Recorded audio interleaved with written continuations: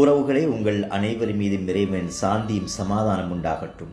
ஒரு மனைவியுடைய உண்மையான அன்பும் காதலும் தனது கணவன் மீது இருக்கிறது என்பதற்குரிய அடையாளம் என்ன தெரியுமா?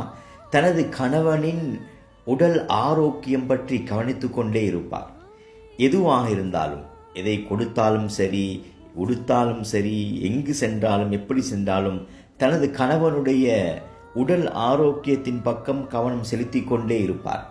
அண்மையில் நாங்கள் பேராசிரியர் மௌனகுரு அவர்களை சந்தித்த பொழுது அவர் இந்த சுமார் 90 வயதை அடைந்திருக்கும் அவர்கள் இவ்வளவு திலகாத்திரமாக நீங்கள் இருக்கிறீர்களே என்று கேட்ட பொழுது அவர்கள் மனநிறைவோடு கூறிய வார்த்தைகள் இதுதான். அந்த வகையில் என்னுடைய இந்த உற்சாகத்துக்கும் என்னுடைய இந்த ஆக்டிவிட்டிக்கும் அவர் தான் காரணம். என்ன தினமும் நடக்கணுமன்றதுல ரொம்ப கராராக இருக்கும். அதாவது நான் இந்த பூர்ணமான உடல்